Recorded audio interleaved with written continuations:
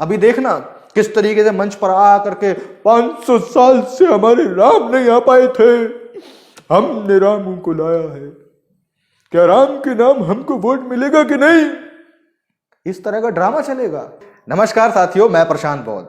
और साथियों, आज हम बात करने वाले हैं राम मंदिर के बारे में। आप में से काफ़ी सारे लोग मुझसे लगातार कमेंट भी कर रहे थे, मैसेज भी कर रहे थे कि भाई कहाँ हो, राम मंदिर के बारे में बोलिए कुछ, ये लोग राम मंदिर बना रहे हैं वगैरह वगैरह। तो बहुत सारे कमेंट्स और मैसेजेस मेरे पास आए।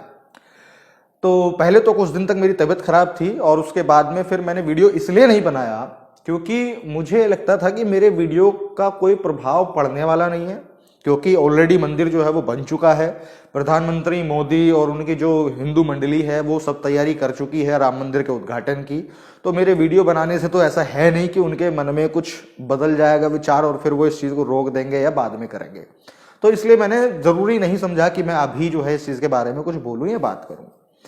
दूसरी चीज़, जब मुझे ज़रूरत लगा 21 तारीख में जब मैं मेरठ में गया था किसी मीटिंग के लिए, तो जब मैं वहाँ से लौट रहा था तो मैंने एक रैली में लड़ाई झगड़ा होते हुए देखा। तो मुझे ये आशंका लगी कि कहीं ऐसा ना हो कि 22 तारीख में भी कुछ लोग ये प्लान ऐसा कुछ करके बैठे हों। तो अपने लोगों को बचाने के लिए मैंने एक वीडियो मैसेज बनाया और आप लोगों के सामने रखा, और जो कि काफ़ी सारे लोगों ने देखा भी। तो वो चीज़ हुआ।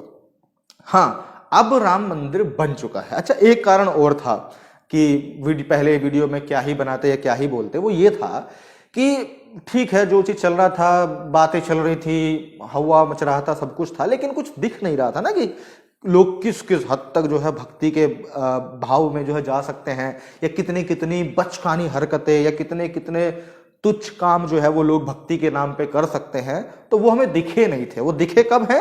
अब, जब मंदिर बन करके उनका उसके अंदर प्राण प्रतिष्ठा हो चुकी है। तो चलिए ठीक है, अब पहले का क्या था क्या नहीं था उसका छोड़ते हैं, फिलहाल बात करते हैं अब की। तो राम मंदिर भाई साहब बन करके पूरा तो नहीं तैयार हुआ है, लेकिन हाँ, पूजा पाठ के लिए तैयार हो चुका है। और 22 तारीख में मोदी जी के माध्यम से उसका उद्घाटन हो चुका है, और पंडितों के माध्यम से, मंत्र ऊर्जा के माध्यम से भगवान राम की प्रतिमा में प्राण प्रतिष्ठा भी हो चुकी है। चलिए, अब जो इस मंदिर का, राम मंदिर का जो माहौल बन रहा था वो ये बन रहा था कि राम आएंगे, राम आएंगे, राम आएंगे। मोदी जी ने कहा है कि राम आ गए हैं, राम आ गए हैं। अब सबसे पहला सवाल तो यहीं से उठता है कि भाई राम कहाँ से आ गए हैं? मतलब कहीं विश्व के कोने से अलग किसी राम के प्राण को आप ला करके उस मूर्ति में डाले हो, या अब से पहले जितनी भी इस देश में भगवान राम की मूर्तियां, तस्वीरें या फोटोज जो थे उनमें भगवान राम वास नहीं करते थे? क्या उनमें भगवान राम की जो है उनके अंदर प्राण प्रतिष्ठा नहीं हो रखी थी? बड़ा सवाल है ना भाई। अगर आप कह रहे हो राम आए हैं, अब आए हैं, तो क्या पहले वाले रामों में नहीं थी? अच्छा चलो ठीक है, अब यहाँ पे राम के अंदर प्राण प्रतिष्ठा हो गई, तो क्या जो बाकी राम के मंदिर है, क्या उनमें भी राम के अंदर प्राण हैं कि नहीं है, या खाली इसी में रहेंगे? तो सबसे पहला तो यहीं पे कंफ्यूज कर देने वाला सवाल, जो कि भक्ति भाव में अक्सर लोग नहीं पूछते हैं या नहीं सोचते हैं, सबसे बड़ा सवाल ये है कि भाई अब से पहले भी तो देश भर में तमाम मंदिर थे, उसमें भी राम थे, लेकिन इसका एक अलग भगवा मचा हुआ था। तो ओके, कोई बात नहीं, वो उनकी अपनी आस्था और श्रद्धा है। अब दूसरी चीज ये है कि भाई राम मंदिर बन गया, उद्घाटन हो गया, प्राण प्रतिष्ठा हो गई, अब क्या? अब पता है क्या होगा? अब जो जो लोग भक्ति भाव में थे राम के, जितने भी लोग राम की प्राण प्रतिष्ठा को लेकर बहुत उत्सुक थे, राम मंदिर के उद्घाटन को लेकर के बहुत उत्सुक थे, भक्ति भाव में थे, ना जाने भक्ति भाव में क्या क्या कर रहे थे, अब वही लोग मंदिर में जाएंगे, वहां जाकर हे प्रभु राम, मेरे बच्चे की नौकरी लगवा दीजिए, मैं आपको 5100 रुपये चढ़ाऊंगी। हे प्रभु राम, मेरे बच्चे की तबीयत खराब है, मेरे बच्चे की तबीयत ठीक कर दीजिए, मैं आपको 11,000 का प्रसाद चढ़ाऊंगी। हे प्रभु राम, हमारे घर में ये समस्याएं हैं, हमारे लड़ाई झगड़े होते हैं, हम कानूनी दाव पेच में नहीं फंसना चाहते, हमारे घर के कलेश शांत कर दीजिए, मैं 21,000 का प्रसाद चढ़ाऊंगी। हे प्रभु राम, हे प्रभु राम। अब राम मंदिर बनने के बाद में जो राम के भक्त थे, अब वो राम के पास में वही शिकायतें लेकर के जाएंगे कि हमारे बच्चों की शिक्षा अच्छी कर दीजिए, हमारे बच्चों की नौकरी लगवा दीजिए, हमारे बच्चे का स्वास्थ्य खराब है उसका स्वास्थ्य ठीक करा दीजिए, हमारे बच्चों का फला फला ये दिक्कत है, हमारे साथ में ये दिक्कत है, इनको दूर कर दीजिए। लेकिन राम नहीं करेंगे। क्यों? क्योंकि अब से पहले भी राम मंदिर बहुत थे और तमाम भगवानों के थे, अब से पहले भी किसी के दुख दर्द दूर नहीं किए, तो अब ये वाले राम भी जो कि बहुत स्पेशल राम हैं, ये भी किसी की समस्या का निवारण नहीं करेंगे। अब इस देश में हो क्या रखा है कि देश के लोगों का दिमाग इतना संकुचित बना दिया है, इतना डर उसमें घुसा दिया है कि आदमी सवाल और समझ को उपयोग ही नहीं करना चाह रहा। मतलब जो चीजें संविधान ने अधिकार दिया है लोगों को कि अगर आप किसी एक नेता को चुनते हैं तो आप उससे सवाल कर सकते हैं, आप उससे चीजों की डिमांड कर सकते हैं, जिन चीजों का बनाने का दायित्व सरकार का है, लोग सरकार से वो चीज मांगने के बजाय भगवान राम से मांग रहे हैं। क्या लोगों ने सरकार से नहीं कहा कि भैया हमें स्वास्थ्य चाहिए तो हमारे यहाँ पे एक हॉस्पिटल बनाओ बढ़िया सा कि हमारे बच्चों को मुफ्त में इलाज मिल सके या कम पैसों में इलाज मिल सके या अच्छा इलाज मिल सके। हे मोदी सरकार, हमारे बच्चों के लिए स्कूल बनाइए, यूनिवर्सिटीज बनाइए, हमारे बच्चे शिक्षित होंगे तभी उनकी नौकरी लगेगी। हे मोदी जी, इस देश की कानून व्यवस्था को ठीक बने, जो कानून बनाए गए हैं वो ठीक से लागू हों, इस चीज पर ध्यान दीजिए, और हमारे परिवार में जो समस्याएं हैं या जो हमारे आसपास सराउंडिंग में सामाजिक जो समस्याएं हैं उनका ठीक तरीके से समाधान हो, ऐसा आप निर्देश दीजिए अपने आईएएस, आईपीएस, डीएम, एसडीएम, इन सभी अधिकारियों को। यह था मोदी जी के लिए और मोदी जी को करना चाहिए, ये उनका दायित्व भी था। लेकिन नहीं, अब लोग जो है ना, भक्त लोग जो हैं, ये मोदी जी से नहीं कहेंगे, ये कहेंगे भगवान राम से। अब मोदी जी ने क्या किया, अपने और जनता के बीच में एक मीडिएटर बना दिया राम। मोदी जी बोलेंगे मेरे पास नहीं, अरे भगवान के पास जाइए, भगवान की शरण में क्या नहीं है, क्या नहीं है भगवान की शरण में, आप जाइए तो सही, आप सर झुकाइए तो सही, आप दान चढ़ाइए तो सही, आप फला फला कर्मकांड कराइए तो सही, और फिर देखे चमत्कार। और इस देश में क्या है, चमत्कार को नमस्कार है। चलिए, ये तो हो गई एक सामान्य इन लोगों की मूर्खता वाली बात। और जो भी देखना रिजल्ट अभी तो बना है, बनकर के अब देखना क्या क्या कैसा माहौल बनेगा। ठीक है, दूसरी चीज, अभी इस चीज को भाजपा ने पूरा टेक ओवर किया कि भैया राम मंदिर बनवाया है हमने और राम को लाए हैं हम, अब से पहले देश में नहीं थे। अच्छा, इसी चीज पर जब मीडिया में ये बहस छिड़ी या मीडिया में जो भाजपा के जो प्रचारक होते हैं जब वो गए, तो सुनिए सबसे पहले क्या कहा। एक बात कहना चाहता हूं और बहुत गर्व से कहता हूं, एकमात्र पूरी दुनिया में भारत है जो पत्थर में प्राण डालता है, वरना कहीं नहीं है भाई साहब। देख लीजिए पूरी दुनिया में, किसी आदमी में भी डाल दोगे, पूरी दुनिया में देख लीजिए। और रही बात, बोलिए आप क्या कह रहे हैं, किसी आदमी में भी डाल दोगे, पत्थर में तो डाल देते हो। देखिए, कोई सेना का सैनिक शहीद हो जाएगा सीमा पे तो आप डाल दोगे उसमें प्राण। बस मेरी सुना आप लोगों ने, किस जहालत भरे दिमाग से ये व्यक्ति टीवी पर आकर ये खड़ा होकर कह रहा है कि सोचिए कितने भाग्यशाली बात है, कितने गर्व की बात है कि पूरे विश्व में हमारा भारत एक ऐसा एकमात्र देश है जो कि पत्थर में प्राण प्रतिष्ठा कर देता है, पत्थर में प्राण डाल देता है। ठीक है, मान लिया, हम गधे हैं, हमने मान लिया कि हां भारत इतना जो है बहुत गौरवशाली है। भारत के अंदर जो ब्राह्मण हैं, जो कि शास्त्र विद्या जानते हैं, जो कि मंत्र मुग्ध हैं, उनके मंत्रों में इतनी शक्ति है कि वो पत्थर के अंदर भी प्राण डाल देते हैं। ठीक है जी, मान लिया हमने, हम गधे, हमने मान लिया। लेकिन जब उसी पंडित का ससुरा चाचा मरता है, बुआ मरती है, बेटा भतीजा मरता है, तब वो पंडित सारा अपने मंत्र मुक्त से उनके अंदर क्यों नहीं प्राण डाल पाता? भाई, इस देश में कितनी बार युद्ध के दौरान जो है हमारे जवान शहीद हुए हैं, फौजी शहीद हुए हैं, क्यों नहीं उन पंडितों को बुला करके उस शरीर में वो प्राण प्रतिष्ठा करते हैं? वो क्यों नहीं प्राण डाल पाते?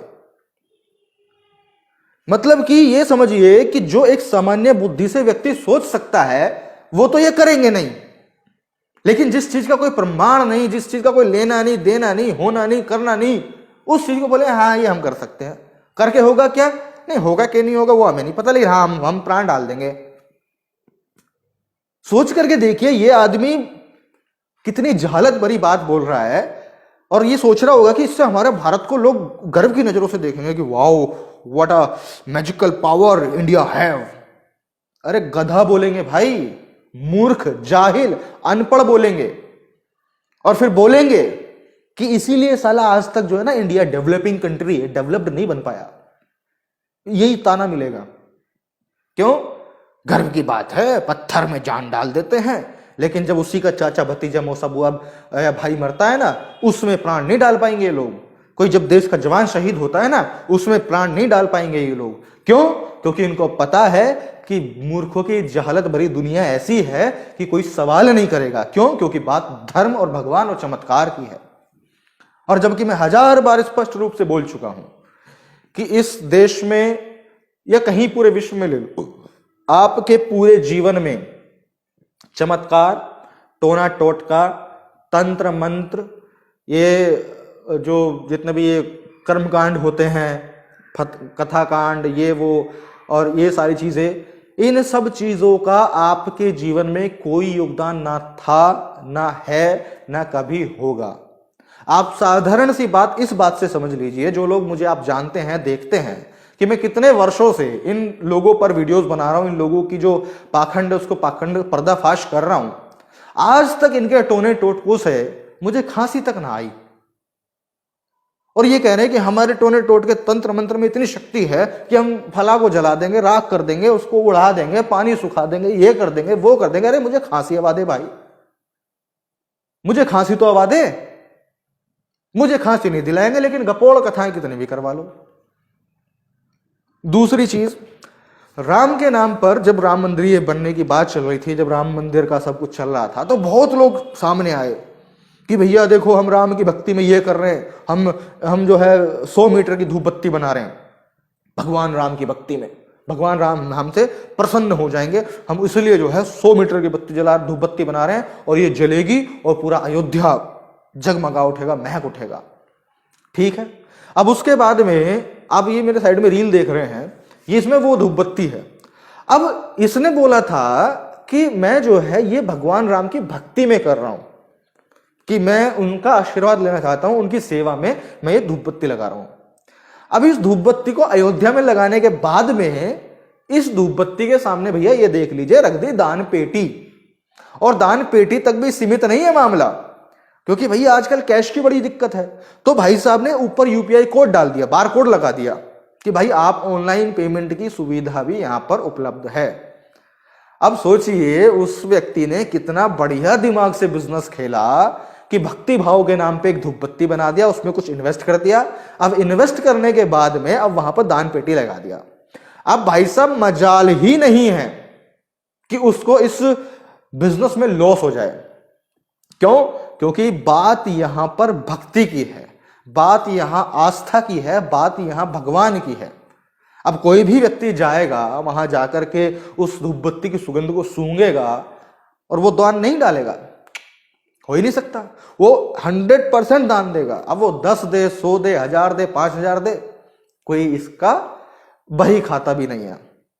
ठीक है जी। तो इस तरीके से आप सोचिए। अच्छा एक और चीज, अभी एक ने बनाया था वो दिया कि 10,000 लीटर घी तेल जो है इसमें डलेगा और प्रज्वलित होगा और राम के हम सम्मान में और उनकी भक्ति में ऐसा ऐसा कर रहे हैं। वो दिया भी जो है क्षण भर में जल करके राख हो गया, नहीं झेल पाए राम उसकी भक्ति को बेचारे की। अब उसने वहां पे साइंस तो पढ़ा नहीं कि भाई किस तरीके से वहां जब इतना तेल इतनी बड़ी चौड़ी एरिया में फैला हुआ है तो उसके अंदर से जो निकलने वाली गैसें हैं वो किस तरह का जो प्रारूप ले सकती हैं आग को लेकर के, और वहां क्रैश कर गया। क्रैश करने के बाद में वो दिया खत्म। अब उसका बेचारे का लॉस हो गया। अब पता नहीं उसने कहीं और से प्रॉफिट निकाल लिया हो, पहले ही दान वो लेकर के, क्या बोलते हैं उसको, चंदा लेकर के, तो बात अलग है। तो ये चीज हो गई। अभी एक और घटना फिर सामने आती है। अभी जैसे ये कोई जो इनके बीजेपी के प्रवक्ता हैं, इन्होंने जो बात बोली प्राण, हम जो है पत्थर में प्राण डाल देते हैं। अब ये हरियाणा की एक घटना है जिसमें एक कार्यक्रम चल रहा था, उसमें जो है राम और लक्ष्मण और हनुमान जी का वो सारी चीजें चल रही थी। तो उसी दौरान बीच में उसको दिल का दौरा पड़ने की वजह से जो हनुमान जी का रोल अदा कर रहे थे वो व्यक्ति गिर पड़ा दिल का दौरा पड़ने के बाद में। अब दिल का दौरा पड़ने के बाद में जब ये गिर गया, आप मेरे साइड में ये वीडियो देख सकते हैं, अब गिरने के बाद में जो वहां पे आसपास खड़े लोग हैं वो सब लोग यही सोच रहे हैं कि वो एक्टिंग कर रहा है, वो राम जी के चरणों में गिरा हुआ है या भक्ति भाव में ऐसा ऐसा गिरा हुआ है। काफी देर तक इसी तरह पड़े रहने के बाद जाकर के जो है उसको उठा करके देखा गया कि भाई ठीक है कि नहीं है, क्या हुआ क्या नहीं हुआ है, और उस व्यक्ति ने अपने प्राण त्याग दिए। मतलब वो व्यक्ति मर गया, अस्पताल के अंदर जाकर के मरा था, लेकिन वो व्यक्ति मर गया। अब लोग क्या बोल रहे हैं उसकी मौत के होने के बाद में कि भैया अच्छा हुआ इसने प्रभु श्री राम के चरणों में अपने जो वो प्राण है वो त्यागे हैं, प्रभु श्री राम के चरणों में। अरे भाई, जो मरने वाला है वो मुकेश है और जिसके चरणों में मरने वाला है वो उसी के गली का दिनेश है, तो भाई राम के नाम के चरणों में कहां मर गया? ये मैं उदाहरण दिया था कि उसी की गली में रहने वाले दिनेश के चरणों में वो आदमी मर गया, और आप कह रहे हो कि अच्छा है कि आप प्रभु राम के चरणों में मरे हो। मतलब अंधभक्ति का लेवल देख रहे हो आप। यदि उस व्यक्ति को जब दिल का दौरा पड़ा था, यदि इमीडिएट उसको उठा करके उसको पंप अप किया जाता तो शायद प्रोबेबिलिटी बन जाती, या तुरंत उसको अस्पताल लेकर के जाया जाता तो शायद प्रोबेबिलिटी बन जाती कि भाई उसको ठीक किया जा सके, उसको इलेक्ट्रिक शॉक देकर। कहीं ना कहीं ऐसी चीजें हैं जिसके माध्यम से एक कोशिश और बेहतर हो सकती थी, लेकिन काफी देर वो वहीं पड़ा रहा और मर गया। क्या ये जो बीजेपी का प्रवक्ता है ये इसको भी ठा के लेके आओ कान पकड़ के, और जिन महाज्ञानी लोगों ने श्री राम के अंदर में राम मंदिर के अंदर में श्री राम के अंदर में जो प्राण प्रतिष्ठा करी, जिन मंत्रों से करी, उन महाशियों को लेकर के आया जाए गाड़ी में बिठा करके विद ड्यू रेस्पेक्ट, और वहां पर उस व्यक्ति के अंदर प्राण डलवाए जाएं। क्यों डलवाए जाएं? क्योंकि भाई वो श्री हनुमान जी का रोल अदा कर रहा था, राम जी की सेवा चरणों में था, तो उसको बुलाया जाए और उनके अंदर प्राण प्रतिष्ठा कराई जाए कि भैया देखो ये खास केस है, ये ऐसे ही नहीं मरा, ये सेवा करते हुए मरा है, तो भैया जिन मंत्रों से आपने राम के अंदर डाला है, प्राण लेकर के आए हो आप प्रभु राम के प्राण। अरे प्राण भी नहीं कि पत्थर महक सूंघने लग जाए या हाथ हिलाने लग जाए, डलाने नहीं, प्रभु राम के ही प्राण लेकर के आए हैं। तो निवेदन उनसे आप करिए कि भैया आप आइए और इस जो कान पकड़ के इसको लेके आओ, जो प्रवक्ता है खड़ा कीजिए, उसको बोलिए कि भाई अब इनमें प्राण डालो। और अगर उनके अथक प्रयासों के बावजूद भी उस व्यक्ति के अंदर प्राण उसके ना आए, अब मोदी जी ने तो पता नहीं क्या गिफ्ट दिया होगा उन लोगों को, क्या दान दक्षिणा दी होगी, क्या क्या किया होगा, वो हमें नहीं पता। लेकिन अब आप मुझे एक सिचुएशन बताइए कि अगर ऐसे सिचुएशन में जहां हमारे सामने एक व्यक्ति मरा पड़ा है, जो कि अभी हाल फिलहाल में मरा है, और वो लोग अपनी अथाह कोशिश करने के बावजूद उसमें प्राण नहीं डाल पाए और ये दावा कर रहे हैं कि हाँ हमने प्रभु श्री राम की पत्थर की मूर्ति के अंदर प्राण डाल दिए, तो उन सबके साथ में क्या किया जाए? आप ही मुझे बताइए क्या करना चाहिए ऐसे पंडितों के साथ और ऐसे प्रवक्ता के साथ जो मीडिया में आकर के शर्म नाम को बिल्कुल खुंटी पर टांग करके ऐसी बातें बोल रहा है? क्या करना चाहिए इन लोगों का? वही करना चाहिए जो आप सोच रहे हैं, और शायद उससे बहुत ज्यादा कुछ, कि किस तरीके से देश के लोगों के दिमाग को इतना संकुचित बना रहे हैं कि भगवान, धर्म, आस्था, ईश्वर, चमत्कार के आगे कोई सवाल ही ना करे, कोई सोचे ही ना। लेकिन भाई ऐसा नहीं है, आपको सोचना पड़ेगा, समझना पड़ेगा, सवाल करने पड़ेंगे।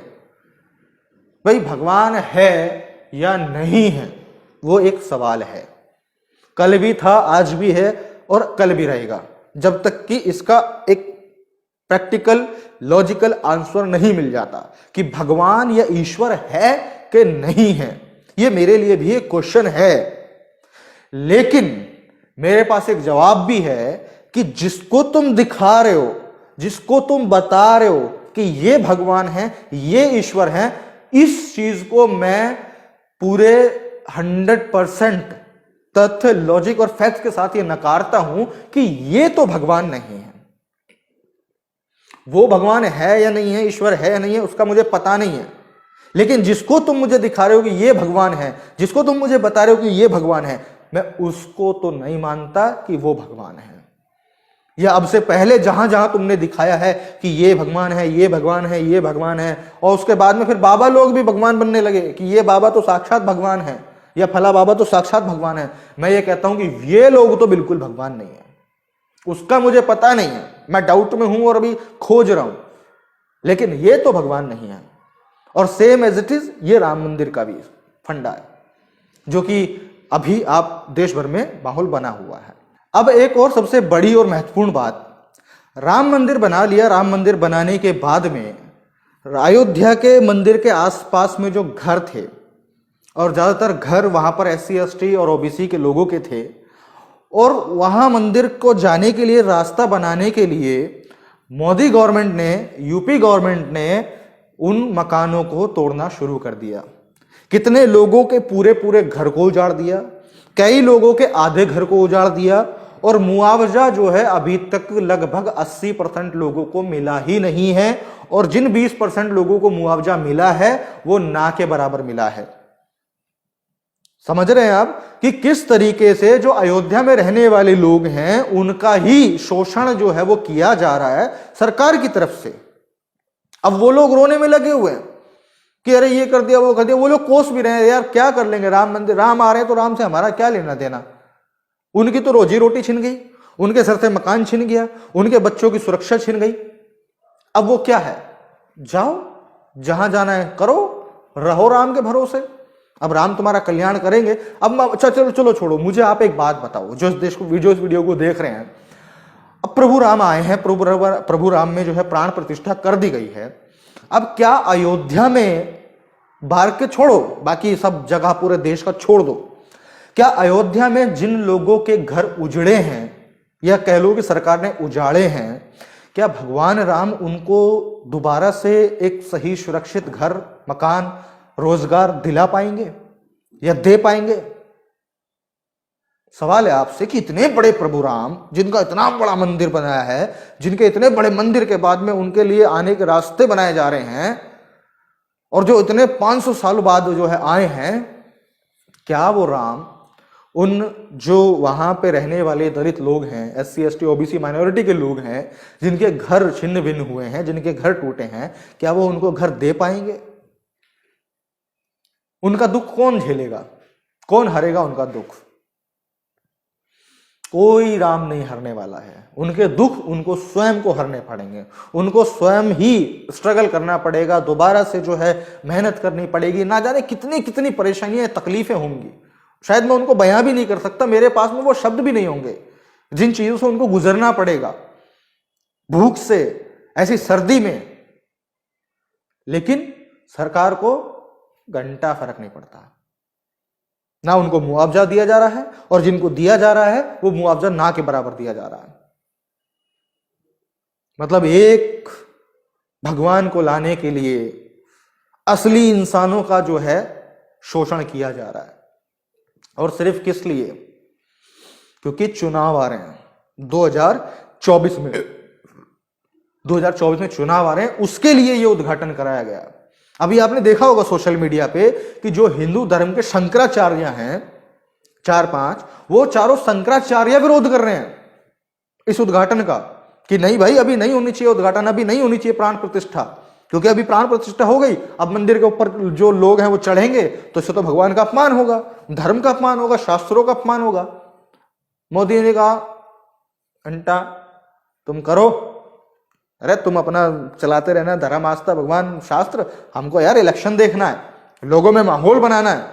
अभी देखना किस तरीके से मंच पर आ करके 500 साल से हमारे राम नहीं आ पाए थे, हमने राम को लाया है, क्या राम के नाम हमको वोट मिलेगा कि नहीं? इस तरह का ड्रामा चलेगा, देखना आप। तो आप लोगों को बस ये चीजें समझनी है कि भगवान राम से पहले, इन वाले भगवान राम से पहले बहुत सारे थे, वो कोई इस देश के लोगों का कल्याण नहीं कर पाए, इस देश को डेवलपिंग से डेवलप्ड नहीं बना पाए। अब एक और राम आ गए हैं, इनका रिजल्ट तो खैर आप देखना। अब मैं पहले से क्या बोल दूं, पुराने के आधार पर अगर बोलूं तो इनके आने से भी आपके जीवन में कोई प्रभाव नहीं पड़ने वाला है। नेगेटिव में जा सकता है, लेकिन पॉजिटिव में सिर्फ उनके घर में जाएगा जो लोग उस मंदिर से डायरेक्टली जुड़े हुए होंगे, किसी ना किसी रोजगार से। कोई उसके सफाई वाला होगा, कोई उसका दान दक्षिणा को संभालने वाला होगा, कोई ये होगा, कोई वो होगा। सिर्फ उसका फायदा होगा जीवन में, बाकी आपके जीवन में कोई प्रभाव नहीं पड़ने वाला है। और दूसरा राजनीतिक प्रभाव पड़ेगा, जो कि मोदी, अमित शाह और योगी जी लेना चाहेंगे। तो इसलिए मैं हाथ जोड़ के आप सभी लोगों से सिर्फ एक ये निवेदन करना चाहता हूं कि इस मंदिर की सारे माहौल ने दो चीजें बहुत गलत की हैं। एक तो लोगों का मानसिक शोषण, मानसिक संकुचन जो है बनाने का काम किया है, अंधविश्वास, पाखंड और ढकोसलों में बहुत ज्यादा दबाने का काम किया है, घुसाने का काम किया है। दूसरी चीज, लोगों का जो वहां पर घर टूटे हैं, मकान टूटे हैं, न जाने कितने हजार लोगों के वहां पर वो मकान टूटे हैं, वो सब लोग कितना स्ट्रगल करेंगे, इतनी भरी सर्दी में भूख से लड़ेंगे। एक तो पहले ही उनके घर इतने छोटे मोटे बने हुए थे, तो छोटा मोटा रोजगार करते होंगे, रिक्शा चलाते होंगे, कुछ ना कुछ काम करते होंगे। अब वो कैसे 5-10 हजार लोग अपनी जीविका को सरवाइव करेंगे, ये बहुत ज्यादा बड़ा जो है डिजास्टर है, वो आप समझ भी नहीं सकते। और इन सब चीजों के होने के बावजूद भी भाजपा अपने आप को 24 में लाने की तैयारी करेगी। तो मेरा आप लोगों से एक निवेदन है, कृपया सभी लोगों को जागरूक कीजिए और ये आश्वासन उसके जो दिमाग में डलवा दीजिए कि चाहे जो हो जाए, 2024 में कोई भी व्यक्ति भाजपा को वोट नहीं करेगा। भाजपा के किसी सांसद को, विधायक को, एमपी को, एमएलए को और प्रधानमंत्री को, कोई भी हो, भाजपा को कोई भी व्यक्ति वोट नहीं करेगा। अगर भाजपा 2024 में आ गई तो कल जो है बहुत ज्यादा स्ट्रगल करने वाला होने वाला है, वो फिर सभी के लिए। और वो कैसे है वो मैं आपको अगली वीडियो में बताऊंगा एक्सप्लेन करके। तो फिलहाल के लिए इतना ही। अगर आप वीडियो को, बातों को समझे हैं तो वीडियो को जरूर शेयर कीजिएगा। मैं प्रशांत बोध मिलता हूं आपसे अगली वीडियो में, तब तक के लिए बहुत बहुत शुक्रिया, धन्यवाद।